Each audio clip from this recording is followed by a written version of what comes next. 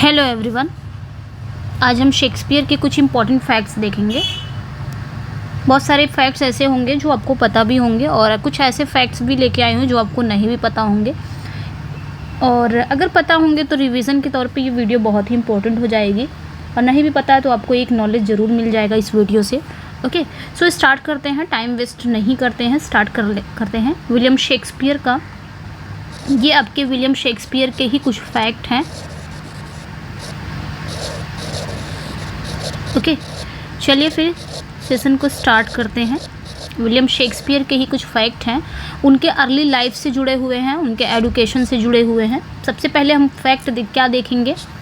सबसे पहले हम पहला फैक्ट है ये आपका पहला फर्स्ट फैक्ट क्या है, उनकी अर्ली लाइफ एंड एजुकेशन, उनके शुरुआती जीवन और उनकी शिक्षा दीक्षा कैसे हुई है इस बारे में हम जानेंगे। पहला क्या है, फर्स्ट पॉइंट क्या है? William Shakespeare was born in Stratford upon Avon, England in April 1564। तो यहाँ पे क्या कहा जा रहा है कि विलियम शेक्सपियर का जो जन्म हुआ था वो कहाँ हुआ था? स्टैटफोर्ड अपॉन एवॉन में हुआ था। ये कहाँ पे है? इंग्लैंड में है, और अप्रैल में हुआ था, 1564 में हुआ था। यहाँ पे एक चीज़ और जोड़ दूंगी मैं, 23 अप्रैल को हुआ था, ये भी याद रखिएगा। 23 अप्रैल 1564 में उनका जन्म हुआ था स्टैटफोर्ड अपॉन एवॉन में, और ये इंग्लैंड में है, ये याद रखिएगा। ओके, नेक्स्ट जो है ये स्टैटफोर्ड अपॉन एवॉन, ये एक विलेज का नाम है। स्टैटफोर्ड ये एक विलेज का नाम है, इंग्लैंड में एक विलेज है वारविकशायर, वहाँ का ये नाम है, वहीं पे वो पैदा हुए थे। नेक्स्ट फैक्ट क्या है? His parents were John Shakespeare a glove maker and Mary Arden. मतलब उनके पेरेंट्स का क्या नाम है? जॉन शेक्सपियर, और उनकी माता का क्या नाम है? Mary Ardern.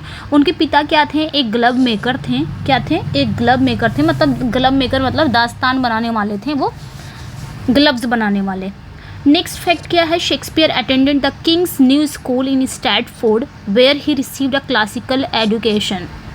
यहाँ पे क्या कहा जा रहा है कि शेक्सपियर ने स्टैटफोर्ड के किंग्स न्यू स्कूल में पढ़ाई की। उन्होंने कहाँ पढ़ाई की? स्टैटफोर्ड के किंग्स न्यू स्कूल में उन्होंने पढ़ाई की, जहाँ उन्हें क्लासिकल शिक्षा मिली, जहाँ उन्होंने एक क्लासिकल शिक्षा प्राप्त की मिली।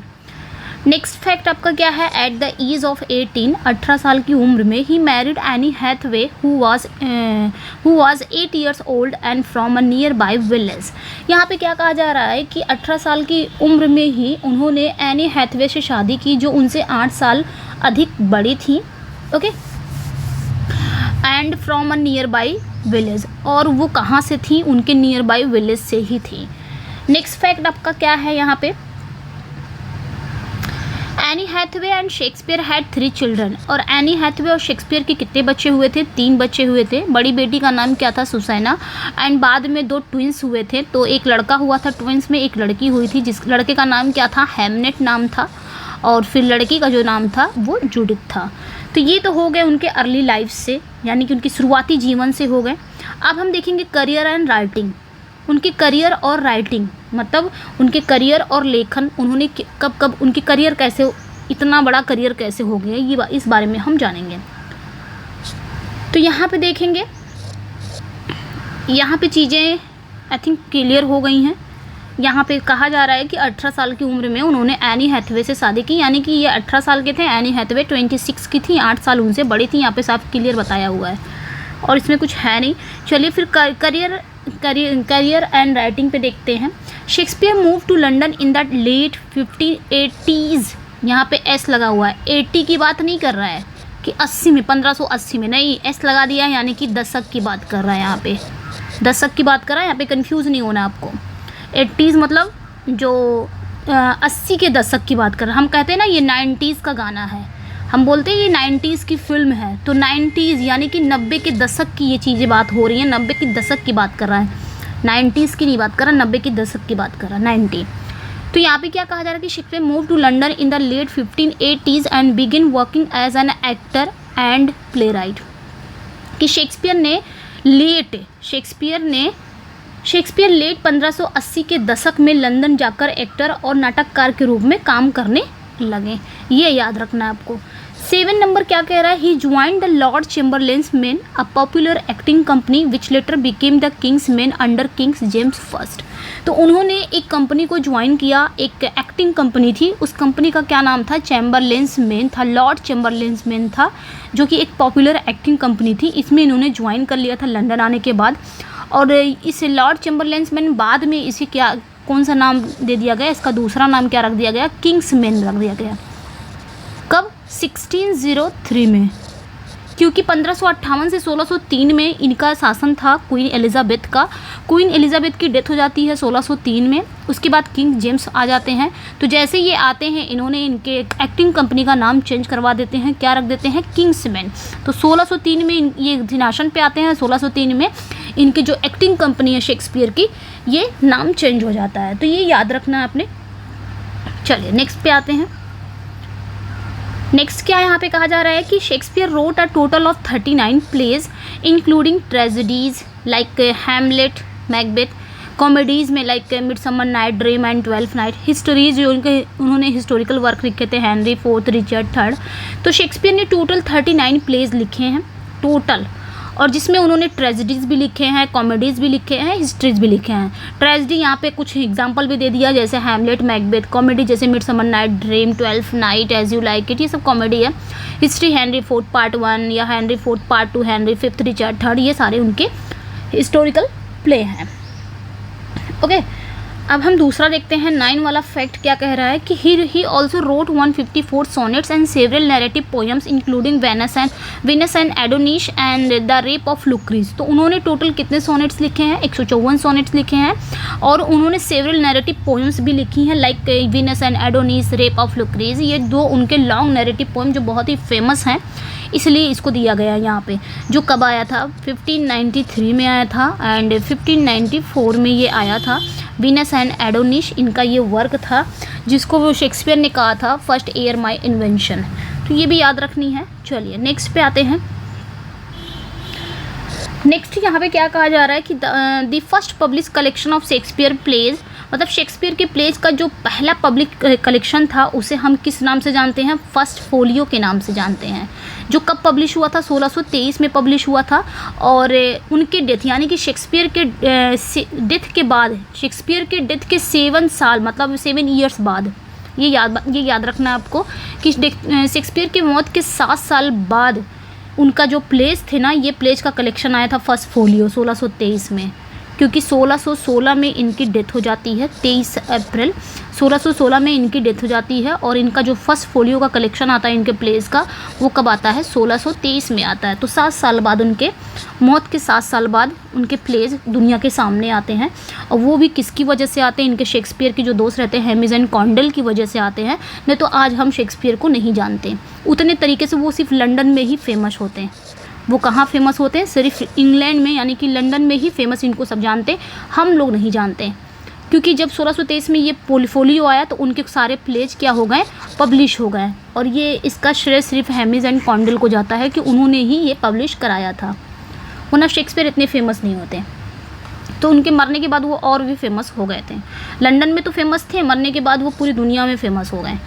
चलिए नेक्स्ट पॉइंट जो है, many of his works are still performed and studied today making him one of the most influential playwrights in history.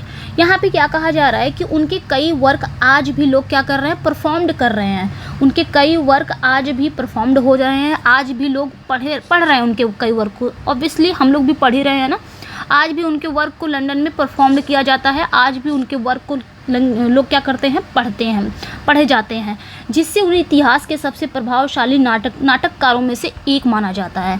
History के सबसे इन्फ्लुएंशियल प्लेराइट्स में से उन्हें एक माना जाता है, इस रीजन।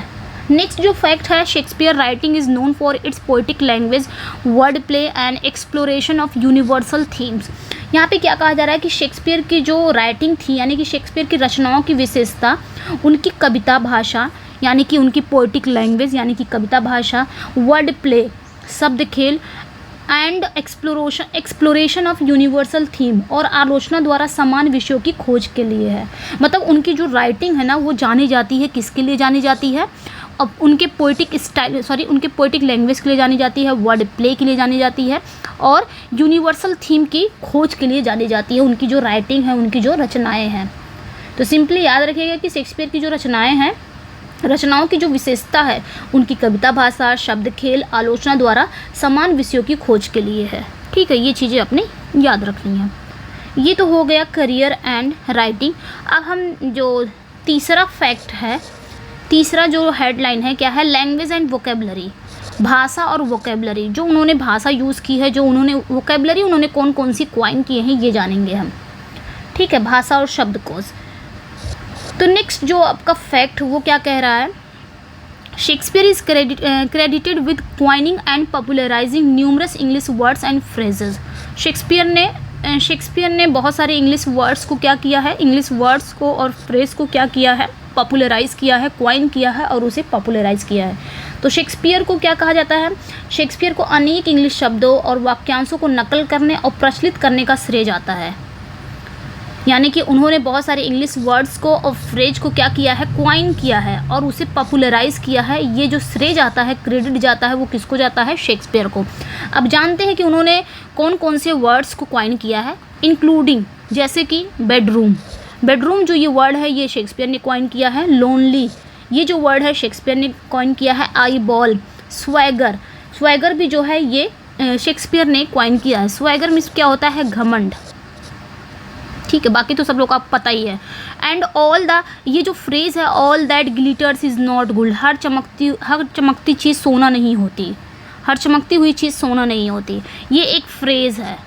ठीक है, और इस फ्रेज़ को किसने क्वाइन किया है, शेक्सपियर ने क्वाइन किया है। तो याद रखना है कि कौन कौन सी coin, by the way exam में पूछ लिया जाए, हमें नॉलेज में रखना है, पूछे ना पूछे एग्ज़ाम में, क्योंकि शेक्सपियर से रिलेटेड है तो हमें नॉलेज में रखना ही रखना है, वो इंपॉर्टेंट हो जाते हैं। क्योंकि शेक्सपियर हमारे सिलेबस में है, चाहे वो पीजीटी हो गए, चाहे वो टीजीटी हो गए, हमारे सिलेबस में ही है शेक्सपियर। जहाँ पर बहुत जगह बहुत सारे एग्ज़ाम्स में शेक्सपियर सिलेबस में रहते हैं, तो अगर शेक्सपियर सिलेबस में है तो ये इंपॉर्टेंट हो जाता है भाई, क्योंकि उन्होंने ये सारे वर्ड्स को क्वाइन किया है, ये फ्रेज़ को क्वाइन किया, तो इंपॉर्टेंट हो जाता है। बाय द वे एग्ज़ाम में आ भी सकता है कि बेडरूम, इस वर्ड को 4 राइटर्स दे दिया, आपके 4 राइटर्स में बेडरूम दे दिया कि ये इस वर्ड को क्वाइन करने वाला कौन है इसमें। अगर आप पढ़े रहेंगे तो डेफिनेटली आंसर कर लेंगे। तो मतलब नॉलेज में रखना चाहिए आपको शेक्सपियर से रिलेटेड कोई भी चीज़ को। चलिए नेक्स्ट यहाँ पे क्या कह रहा है, he had a vocabulary of over 20,000 words which was exceptionally large for his time. यहाँ पे क्या कहा जा रहा है, यहाँ पे कहा जा रहा है कि उनके पास 20,000 से अधिक शब्दों का क्या था, शब्दकोश था, वोकेबलरी था, जो उनके समय के लिए असाधारण था। उनके समय के लिए तो बहुत ज़्यादा समझो था। आज के समय में भले ही हम जान सकते कि आज सभी लोग पढ़ते हैं, सभी के पास कुछ ना कुछ तो होंगे, कई हज़ार वर्ड्स तो होंगे, लेकिन उनके समय के लिए ये एक्सेप्शनली क्या हो जाता है, असाधारण हो जाता है कि उनके समय के लिए उनके पास कितने 20,000 से अधिक शब्दों का क्या था, वोकेबलरी था, शब्दकोश था। ये याद रखना आपको। नेक्स्ट जो आपका है, Shakespeare's language and expression are often referred to as Shakespeare or Elizabethan English. यहाँ पे क्या कहा जा रहा है कि शेक्सपियर की जो भाषा है और उनकी जो एक्सप्रेशंस है, यानी कि उनकी जो अभिव्यक्ति को अक्सर शेक्सपियरियन या फिर एलिजाबेथन इंग्लिश के रूप में रेफ़र किया जाता है, संदर्भित किया जाता है। तो सिंपली याद रखें, शेक्सपियर की जो लैंग्वेज हो गई और उनके जो एक्सप्रेशन हो गए, वो अक्सर हम किसके रूप में देखते हैं, या तो शेक्सपियरियन के रूप में देखते हैं या एलिजाबेथन इंग्लिश के रूप में प्रदर्शित किया जाता है, रेफर्ड किया जाता है उनकी भाषा को, उनकी अभिव्यक्ति को। ओके, चलिए अब जो फोर्थ हमारा फैक्ट है वो कैरेक्टर्स एंड थीम पे आते हैं कि उनके कैरेक्टर्स कैसे थे, उनकी थीम, उनके वर्क की थीम कैसी थी, ये हम जानेंगे, उनके कैरेक्टर्स और थीम्स। तो 16 फैक्ट क्या कह रहा है कि many of Shakespeare's character such as Hamlet, Macbeth and Othello have become iconic figure in literature. तो यहाँ पे क्या कहा जा रहा है, कहा जा रहा है कि उनके कई जो कैरेक्टर्स हैं जैसे कि हैमलेट, मैकबेथ और ओथेलो, ये क्या है, साहित्य में आदर्श फिगर बन गए हैं, यानी कि आइकॉनिक फिगर बन गए हैं ये लिटरेचर में। तो हम किसी और कैरेक्टर को जाने या ना जाने, लेकिन शेक्सपियर के ये जो कैरेक्टर हैं जैसे हैमलेट, मैकबेथ, ओथेलो, ये लिटरेचर में क्या बन गए हैं, आइकॉनिक फिगर हो गए हैं, मतलब एक आदर्श चित्र हो गए हैं, आदर्श फिगर हो गए हैं। सॉरी। ओके, नेक्स्ट यहाँ पे रूल क्या कह रहा है कि themes in his plays often explore love, ambition, jealousy, power and the human condition. तो उनके प्लेस की थीम क्या हो सकती है? आपने जितने भी प्लेस पढ़े हैं तो उनके प्लेस के थीम क्या हो सकते हैं? उनके प्लेस के थीम क्या होते हैं? प्रेम होते हैं, उनके प्लेस के थीम लव होते हैं, एम्बिशन होता है, महत्वाकांक्षा से भरे होते हैं, उत्कृष्टता होती है, जेलसी होता है, जैसे ओथेलो में क्या दिखाया गया है? जेलसी दिखाया गया है। मैकबेथ में क्या दिखाया गया है? आपका एम्बिशन दिखाया गया है। लव आप देख सकते हैं, लव बहुत सारी, जैसे एज यू लाइक इट हो गया, 12th नाइट हो गया, ये सारे में क्या है? एक लव ही तो दिखाया गया है, एक ट्रायंगल दिखाया गया, लव दिखाया गया है। पावर है, जैसे हेनरी फोर्थ हेनरी, ये सब क्या है? पावर दिखाया गया है। ह्यूमन कंडीशन को भी दिखाया गया है। मतलब उनके प्लेस की जो थीम है वो अक्सर कैसी रहती है? या तो प्रेम रहता है उसमें, या तो उत्कृष्टता रहती है यानी कि एम्बिशन रहता है, जेलसी रहती है, शक्ति है, और मानव स्थिति की खोज करते हैं। मतलब उनके प्लेस में ये सारे आपको थीम मिलेंगे। कहने का मतलब ये है। ओके, चलिए नेक्स्ट पे आते हैं। नेक्स्ट यहाँ पे क्या कह रहा है कि his female characters like Juliet and Lady Macbeth are known for their complexity and depth. यहाँ पे क्या कहा जा रहा है कि उनकी जो फीमेल कैरेक्टर्स हैं, लाइक जूलियट हो गई या फिर लेडी मैकबेथ हो गई, अपनी कॉम्प्लेक्सिटी और गहराई के लिए जाने जाते हैं। मतलब अपनी जटिलता और गहराई के लिए जानी जाती हैं। ठीक है, उनकी जो फीमेल कैरेक्टर्स हैं, यहाँ पे बस एग्जांपल दिया है like Juliet and Lady Macbeth. ऐसा नहीं कि सिर्फ दो ही बारे में बोल रहा है, उनकी फीमेल कैरेक्टर्स के बारे में बोल रहा है, यहाँ पे बताया है। तो वो किसके लिए जानी जाती हैं? अपनी जटिलता और डेप्थ के लिए, यानी कि गहराई के लिए जानी जाती हैं। नेक्स्ट जो अगला फैक्ट है वो आपका आई थिंक 5th फैक्ट है, ग्लोब थिएटर के बारे में बताया जा रहा है। नेक्स्ट जो है ग्लोब थिएटर, देखते हैं क्या कह रहा है ग्लोब थिएटर के बारे में। नेक्स्ट जो अगला हेडलाइन है, globe theatre, Shakespeare play were performed at the Globe theatre and open air theatre in London. तो शेक्सपियर के यहाँ पे क्या कहा जा रहा है कि शेक्सपियर की जो प्ले है वो लंदन में open air theatre, globe theatre में प्रदर्शित होते थे, परफॉर्म्ड किए जाते थे। शेक्सपियर के प्ले कहाँ परफॉर्म किए जाते थे? ग्लोब थिएटर में, जो कि लंदन में एक ओपन एयर थिएटर है ये। तो ये आपने याद रखनी है, ओपन एयर थिएटर है। Okay, Globe Theatre. 20 क्या कह रहा है कि the Globe was known for its unique design and could hold up to 3000 spectators. यहाँ पे क्या कहा जा रहा है कि यहाँ पे कहा जा रहा है कि ये जो ग्लोब थिएटर है, ग्लोब थिएटर में कितनी डिज़ाइन है? एक यूनिक डिज़ाइन है, मतलब वो अपने यूनिक डिज़ाइन के लिए जाना जाता है। ये भी आपको याद रखनी है कि ग्लोब थिएटर जो है वो अपने यूनिक डिज़ाइन के लिए जाना जाता है, और इसमें 3000 दर्शकों का समर्थन किया जा सकता है। मतलब इसमें कितने दर्शक बैठते हैं? इस ग्लोब थिएटर में 3000 स्पेक्टेटर्स रहते हैं, और ये अपने यूनिक डिज़ाइन के लिए जाना जाता है। ओपन एयर थिएटर लंदन में है ये, और शेक्सपियर के प्लेज यहाँ पे परफॉर्म्ड होते थे। फर्स्ट प्ले कौन सा ऐसा था जो उनका परफॉर्म्ड हुआ था? तो जूलियस सीजर। फर्स्ट इनका ऐसा कौन सा प्ले था जो पहली बार ग्लोब थिएटर में परफॉर्म्ड हुआ था? तो वो आपका जूलियस सीजर था। ये सभी को पता होगा, जूलियस सीजर था। ओके, चलिए फिर नेक्स्ट पे आते हैं हम। ओके, 21 का क्या कह रहा है कि it was built in 1599 and rebuild in 1614 after a fire. अब इसमें आग लग जाती है 1613 में। कब आग लगती है? 1613 में ये आग लग जाती है। देन इसको रिबिल्ड कब किया जाता है? 1614 में। बट सबसे पहले ग्लोब थिएटर बनता कब है? तो 1599 में ये बिल्ट होता है। उसके बाद इसमें परफॉर्म होने लग जाते हैं शेक्सपियर के प्लेज, होते होते होते 1613 तक पहुंचता है। 1613 में इनका एक प्ले है हेनरी 8, शेक्सपियर का एक प्ले है हेनरी 8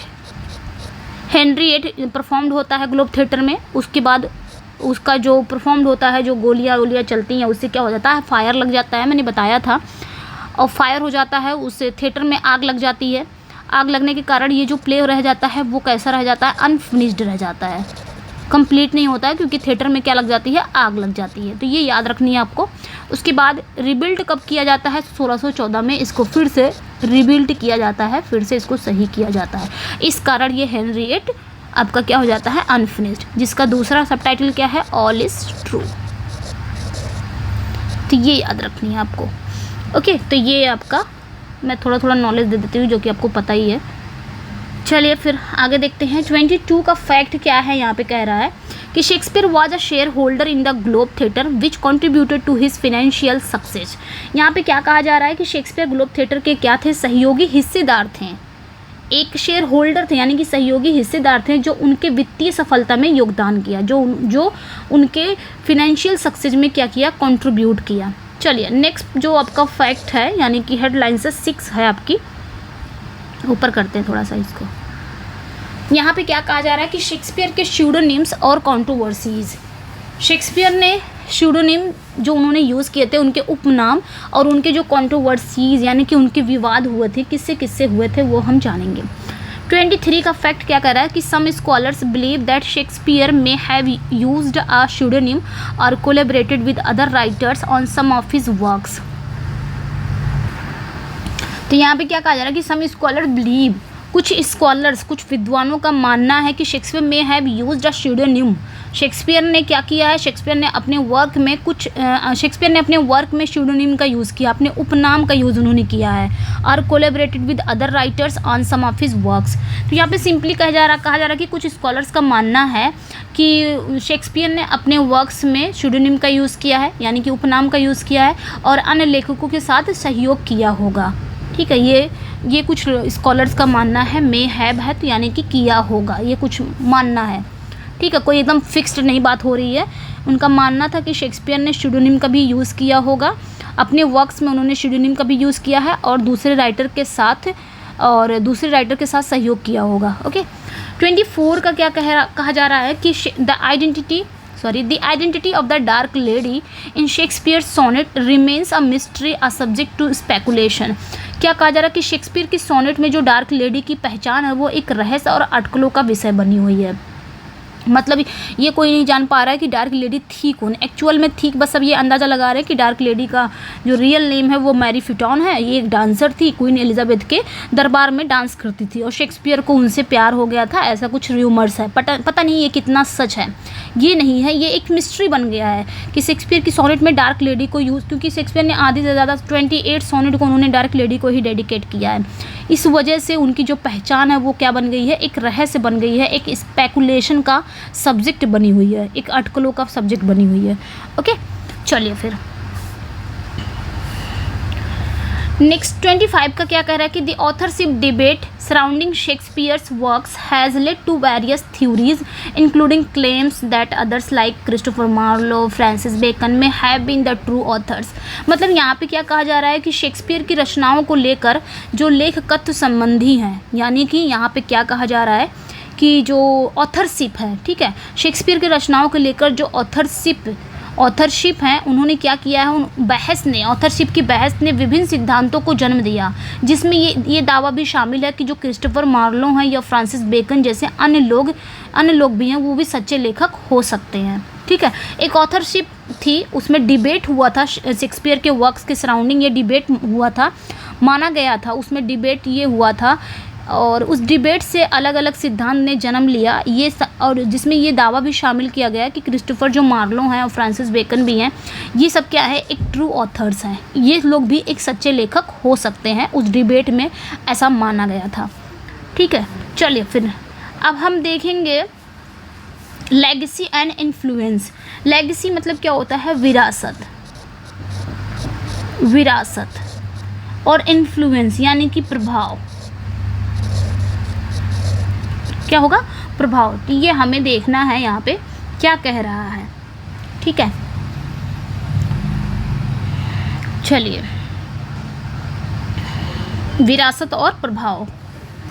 तो 26 का क्या कहा जा रहा है कि Shakespeare's plays and poetry have been translated into every major living language. यहाँ पे क्या कहा जा रहा है कि शेक्सपियर के जो प्लेज हैं और पोइट्री हैं वो हर प्रमुख जीवित भाषा में अनुवादित किया गया है। ये तो हिंदी हो गया भाई, मतलब अब मैं बता रही हूँ, यहाँ पे क्या कहा जा रहा है कि शेक्सपियर के जो प्लेज हैं और पोइट्री हैं उनको ट्रांसलेट किया गया है, किसमें, एवरी मेजर लिविंग लैंग्वेज में। जितनी भी मेजर लिविंग लैंग्वेज है, जितनी भी जीवित भाषा में उनको, उनके प्लेस को और उनकी पोइट्री को ट्रांसलेट किया गया। ये भी आपने याद रखनी है। 27 का क्या कहा जा रहा है, 27 का जो आपका है, his works have inspired countless adaptations including films, novels, opera and stage productions. यहाँ पे क्या कहा जा रहा है कि उनके वर्कों में फिल्म हो गया, उपन्यास हो गया, ऑपरा हो गया और स्टेज प्रदर्शनों जैसे अनगिनत रूपों में प्रेरित किया है। तो उनके वर्क ने क्या किया है, उनके वर्क ने किसको किसको प्रेरित किया है, इंस्पायर्ड किया है, एडेप्टेशन को उन्होंने क्या किया है, उनके वर्क ने जैसे फिल्म हो गया, कोई फिल्म हो गई, नॉवेल्स हो गया, कोई उपन्यास हो गया, ओपेरा हो गया, या फिर स्टेज प्रोडक्शंस यानी कि स्टेज प्रदर्शनों जैसे अनगिनत रूपों को क्या किया है, प्रेरित किया है, एडेप्टेशंस किया है, ठीक है, इंस्पायर्ड किया है। ये आपने याद रखनी है, उनके वर्क ने, मतलब उनके वर्क ने इसलिए किया है, इसका कहने का मतलब ये है कि उनका वर्क इतना सबको इतना ज़्यादा इंस्पायर कर दिया कि सब उस पर क्या कर दिए हैं, फिल्म बना दिए हैं, नॉवेल्स बना दिए हैं। तो आपने खुद देखा होगा कि शेक्सपियर के जो 4 ग्रेट ट्रेजेडी उस पर फिल्म बन चुकी है। मतलब कहीं ना कहीं उसमें एक इंस्पायर्ड नज़र आता है, जिससे इंस्पायर्ड हो के लोग उस वर्क पे क्या कर रहे हैं, फिल्म बना रहे हैं। जैसे आपका हैमलेट है जैसे आपका हैमलेट है तो ये किस पे बना है, हैदर पे बना है। हैदर एक बॉलीवुड मूवी है, उसी ये किसको पूरा एडेप्टेशन किसको की गई है, हैमलेट पे की गई है, एडेप्टेशन के रूपांतरण की गई है। उसी तरह आपका देखिए मैकबेथ जो है, मैकबेथ ये मैंने मेनी टाइम्स बताया है, मैकबेथ किस पे बनी है, मकबूल पे बनी है, ये सभी को पता होना चाहिए, मकबूल पे बनी है। उसी तरह देखिए किंग लियर जो है, किंग लियर उनका जो ट्रेजेडी है, इस पे कौन सी फिल्म बनी है, तो द लास्ट लियर बनी हुई है, द लास्ट लियर, ये मैंने बताया है मेनी टाइम्स। लास्ट लियर, लास्ट का उथैलो, लास्ट नहीं है उथैलो है, उथैलो जो बनी है वो ओमकारा पे बनी है। तो कहीं ना कहीं ये एडेप्टेशन है, ये जो 27 फैक्ट कह रहा है इसीलिए कह रहा है कि उनके वर्क्स ना इतने मतलब इतने इंस्पायर्ड उनके वर्क से हो गए कि काउंटलेस एडेप्टेशन हुआ है उनके वर्क से, मतलब काउंटलेस रूपांतरण किया गया है। जैसे फिल्म हो गया, नॉवेल हो गया, उन पे कितनी उनके वर्क से बन गया है, इतना इंस्पायर्ड हो चुके थे। अभी हम ही खुद देख रहे हैं कि ट्रेजेडी इनकी 4 ग्रेट ट्रेजेडी पे फिल्म बन गई है। हैमलेट पे हैदर बन गया, ओथेलो पे ओमकारा बना, किंग लियर पे द लास्ट लियर बना, मैकबेथ पे मकबूल बना, और भी है तो कॉमेडी ऑफ एरर्स जो है उस पे भी बना है। अंगूर शायद ऐसा कुछ है मूवी, मुझे याद नहीं आ रहा वो, ठीक है। तो ऐसे आप याद रख सकते हैं, ये 27 जो फैक्ट है इसका कहने का यही मतलब है। चलिए नेक्स्ट पे आते हैं। 28 क्या कह रहा है कि his influence on English language and literature is immeasurable, मतलब उनका जो प्रभाव है, किनका प्रभाव, शेक्सपियर का प्रभाव। शेक्सपियर का प्रभाव कहाँ पड़ा, इंग्लिश लैंग्वेज पे भी पड़ा और लिटरेचर पे भी पड़ा, जो कि क्या है, एक क्या है, अगणनीय है, इमेजरेबल है, जिसकी गणना नहीं कर सकते हम।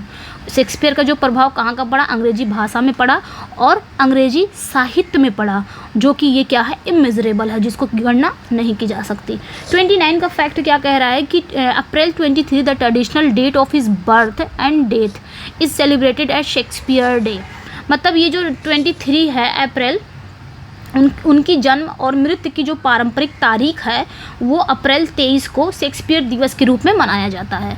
तो ये जो 23 है, क्योंकि 23 तारीख को वो पैदा भी हुए थे और 23 तारीख को उनकी डेथ भी हुई थी, ये क्या बन गया है, एक ट्रेडिशनल डेट बन गया है। और इसी डेट को अब क्या करते हैं लोग, शेक्सपियर डे मनाते हैं। ओके, तो ये याद रखनी है। चलिए नेक्स्ट पे आते हैं। उनके डेथ एंड ब्यूरियल, मृत्यु और दफन, उनकी मृत्यु कब हुई थी ये जानेंगे हम इस फैक्ट में। आई थिंक 7 फैक्ट है ये। और ब्यूरियल, डेथ एंड ब्यूरियल जानेंगे, उनको दफनाया कहाँ गया था ये जानेंगे। तो William Shakespeare died on April 23, 1616 in Stratford upon Avon. देखिए 23 अप्रैल 1564 में उनका जन्म भी यहीं होता है, स्टैटफोर्ड अपॉन एवॉन में, और 23 अप्रैल 1616 में उनकी मृत्यु भी होती है स्टैटफोर्ड अपॉन एवॉन में। ये याद रखनी है। 31 जो फैक्ट है वो क्या कह रहा है कि he was buried in Holi Trinity church in Stratford upon Avon. तो उन्हें कहाँ दफनाया गया था, स्टैटफोर्ड अपॉन एवॉन में ही दफनाया गया था, बट नाम क्या था, होली ट्रिनिटी चर्च में दफनाया गया था। ये याद रखेंगे आप। अब याद तो होगा आफ्टर 2 डे, ये भी याद रखना है आपको, आफ्टर 2 डे, मतलब कहने का मतलब है कि उनके जन्म, उनके मृत्यु के 2 दिन बाद उनको दफनाया गया था। ठीक है, तो ये भी याद रखना है आपको। चलिए नेक्स्ट पे देखते हैं। नेक्स्ट जो हमारा है, His epitaph on gravestone is a warning against disturbing his remains. उनके एपिटैफ यानी कि उनके जो एपिटाफ है और उनका जो ग्रेव स्टोन है, उनके प्रतिष्ठान पर यानी कि ग्रेव स्टोन पर उनके उपनाम उनके शव को परेशान न करने के लिए चेतावनी देता है। मतलब उनकी एपिटैफ पे आप देखेंगे तो ऐसा लिखा हुआ है कि इनके जो शव है उसको परेशान ना किया जाए। जो परेशान करना, उसको परेशान ना किया जाए मतलब एक वार्निंग देता है, एक चेतावनी देता है कि कोई भी इस ग्रेव स्टोन के पास ना आए, ना ही उनके शव को कोई डिस्टर्ब करे। उनके एपिटैफ पे ऐसा लिखा है, तो ये याद रखिएगा। ओके, चलिए नेक्स्ट जो हमारा है Shakespeare's impact on theatre. Shakespeare का जो प्रभाव हो वो थिएटर पे कैसा था, तो ये जानेंगे हम। ठीक है, कि शेक्सपियर का जो प्रभाव था वो थिएटर में कैसा था, ये हम जानेंगे। चलिए नेक्स्ट यहाँ पे क्या कहा जा रहा है कि Shakespeare's use of blank words. Shakespeare ने किसका यूज़ किया था, ब्लैंक वर्ड्स का यूज़ किया था, जो कि अनराइम्ड आयम्बिक पेंटामीटर है। ब्लैंक वर्ड्स में क्या होता है, राइम नहीं होता है, सिर्फ मीटर यूज़ किया जाता है, राइम का कोई पता लता नहीं रहता उसमें, इसलिए अनराइम्ड आयम्बिक पेंटामीटर में ब्लैंक वर्ड्स का मतलब ये होता है। जो रिवोल्यूशनाइज्ड इंग्लिश ड्रामा, तो यहाँ पे क्या कहा जा रहा है कि शेक्सपियर ने किसका यूज़ किया है, ब्लैंक वर्ड्स का यूज़ किया है। और जो इंग्लिश ड्रामा को किसने क्या कर दिया, रिवोल्यूशनाइज्ड कर दिया, यानी कि बदल दिया। इन्होंने इनका जो ब्लैंक वर्ड्स का यूज़ करना ही वो क्या हो गया, इंग्लिश ड्रामा को उन्होंने एकदम बदल दिया। ठीक है, 34 क्या कह रहा है, 34 कह रहा है कि his works helped establish the structure of modern dramatic story telling. उनके वर्क ने बहुत सारा हेल्प किया। क्या हेल्प किया, उनके वर्क ने मॉडर्न नाटकी कथा की संरचना स्थापित की। तो उनके वर्क ने क्या किया, मॉडर्न ड्रामेटिक स्टोरी टेलिंग का जो स्ट्रक्चर है उसको इस्टेब्लिश करने में हेल्प कराया है। ठीक है, उनके वर्क्स देख के ही जो मॉडर्न ड्रामेटिक स्टोरी टेलिंग का जो स्ट्रक्चर है वो काफ़ी हद तक सुधार हुआ, क्योंकि ये सब उनके वर्क्स या यूँ बोल सकते हैं नकल किया गया है, काफ़ी हद तक सुधार किया गया। तो ये याद रखना है आपको कि उनके वर्क ने मॉडर्न ड्रामेटिक स्टोरी टेलिंग है उसकी संरचना में इस्टेब्लिश करने में काफ़ी हेल्प किया है। ठीक है, 35 क्या कह रहा है कि Shakespeare's influence can be seen in the works of later playwrights like Christopher Marlowe, Ben Jonson and John Webster. यहाँ पे क्या कहा जा रहा है कि शेक्सपियर के प्रभाव को क्रिस्टोफर मार्लो, बेन जॉनसन और जॉन वेबस्टर जैसे बाद के नाटककारों के कामों में देखा जा सकता है। इतनी बड़ी बात कह दी है कि शेक्सपियर का प्रभाव हम कहाँ कहाँ देख सकते हैं, बाद के जो प्ले राइट्स है जैसे क्रिस्टोफर मार्लो हो गए, बेन जॉनसन हो गए, जॉन वेबस्टर हो गए, इनके वर्क में हम देख सकते हैं। इतनी बड़ी बात ये बोल दिए हैं। ओके, चलिए फिर नेक्स्ट पे हम चलते हैं, आपने सब याद रखनी है। नेक्स्ट एडेप्टेशन एंड पैरोडीज़, मतलब रूपांतरण और पैरोडीज़। हम नेक्स्ट जो देखेंगे एडेप्टेशन और पैरोडीज़। तो यहाँ 36 का क्या कह रहा है कि Shakespeare's works have been adapted into countless parodies and humorous reinterpretations including the reduced Shakespeare Company and Shakespeare in Love। यहाँ पे क्या कहा जा रहा है कि शेक्सपियर की रचनाओं को अनगिनत पैरोडी और हास्यपूर्ण पुनः व्याख्याओं में रूपांतरित किया गया है। मतलब शेक्सपियर के जो वर्क है ना, अनगिनत उसकी पैरोडी की गई है, उनके वर्क की पैरोडी मतलब नकल की गई है उनके वर्क की, और अनगिनत हास्यपूर्ण रीइंटरप्रिटेशन किया गया है, यानी कि पुनः व्याख्या की गई है। जैसे इंक्लूडिंग है, जिसमें शामिल क्या है, जिसमें द रेड्यूस्ड शेक्सपियर कंपनी और शेक्सपियर इन लव ये शामिल है। तो ये याद रखिएगा, ये जो रेड्यूस शेक्सपियर कंपनी है या शेक्सपियर इन लव है ये शेक्सपियर के वर्क की पैरोडी है कहीं ना कहीं। ओके, तो ये याद रखनी है कि शेक्सपियर के वर्क की बहुत अनगिनत पैरोडी की गई है, नकल की गई है, ह्यूमरस रीइंटरप्रिटेशन किया गया है, यानी कि पुनः व्याख्या की गई है। नेक्स्ट यहाँ पे क्या कहा जा रहा है, ग्लोब सेलिब्रेशन। ग्लोब थिएटर का जो है ग्लोब सेलिब्रेशन यानी कि वैश्विक समारोह क्या है। 37 क्या कह रहा है कि Shakespeare's birthday April 23 is celebrated worldwide as Shakespeare Day या फिर वर्ल्ड बुक डे। तो शेक्सपियर का जन्मदिन जो है वो 23 अप्रैल दुनिया भर में शेक्सपियर दिवस या फिर विश्व पुस्तक दिवस के रूप में मनाया जाता है। तो ये भी याद रखना है कि शेक्सपियर का जन्मदिन 23 अप्रैल को पूरे दुनिया में शेक्सपियर डे के रूप में मनाया जाता है या फिर वर्ल्ड बुक डे के रूप में मनाया जाता है 23 अप्रैल को, ये याद रखना है। 38 क्या कह रहा है, ये भी आपने याद रखनी है। 38 क्या कह रहा है, the Royal Shakespeare Company in the UK continue to perform his plays and promote his legacy. तो यूके में रॉयल शेक्सपियर कंपनी उनके नाटकों का प्रदर्शन और उनकी विरासत को बढ़ावा देना जारी रखती है। तो ये भी याद रखना है कि यूके में जो रॉयल शेक्सपियर कंपनी है वो क्या कर रही है, उनके प्लेस को प्रदर्शन करती है। आज भी लोग उनके प्लेस को क्या कर रहे हैं, प्रदर्शन करते हैं। उनकी लेगेसी को क्या कर रहे हैं, प्रमोट कर रहे हैं, विरासत को बढ़ावा देने का जारी रखते हैं। आज भी यूके में रॉयल शेक्सपियर कंपनी में उनके प्लेस को परफॉर्म किया जा रहा है, ये भी याद रखनी है। ठीक है, नेक्स्ट पे आते हैं। 39 क्या कह रहा है यहाँ पे, Shakespearean festivals are held in various countries to celebrate his contribution to literature. तो यहाँ पे क्या कहा जा रहा है कि लिटरेचर में उनके योगदान को दर्शाने के लिए विभिन्न देशों में शेक्सपियरियन फेस्टिवल्स का आयोजन किया जाता है, ये याद रखना है।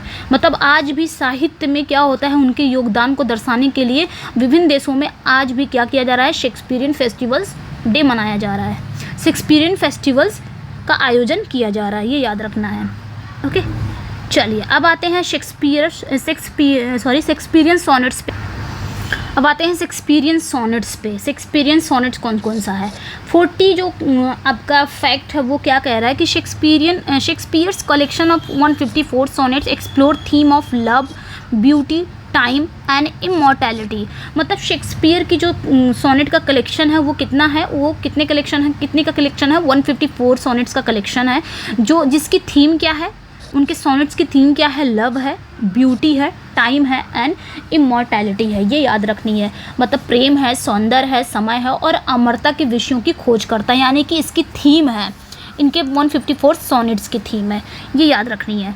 नेक्स्ट जो है आपका 41 क्या कह रहा है कि the first 126 sonnets are address to a young man. मतलब 126 जो शुरुआत के 126 सोनेट हैं वो किसको एड्रेस किए गए हैं, यंग मैन को, often refer to as the fair youth, जिसे अक्सर फेयर यूथ कहा जाता है। उस यंग मैन को क्या कहा जाता है, फेयर यूथ के नाम से जाना जाता है। और इसे शुरुआत के 126 सोनेट डेडिकेट किए गए हैं, समर्पित किए गए हैं। नेक्स्ट जो है the remaining sonnets are dedicated to the dark lady. जो बाकी के बचे हुए जो सोनेट्स हैं वो किसे समर्पित किए गए हैं, डार्क लेडी को, जो कि एक मिस्टीरियस एंड अल्यूरिंग फिगर है। ये क्या है, एक मिस्टीरियस यानी कि एक रहस्यमय और मोहक फिगर है, अल्यूरिंग फिगर है, जिसके बारे में कोई जानता नहीं, मैंने बता दिया ऊपर ही क्यों ऐसा कहा जाता है डार्क लेडी के बारे में। शेक्सपियरियन इंसल्ट्स, शेक्सपियरियन इंसल्ट्स क्या है, यानी कि शेक्सपियरियन अपमान।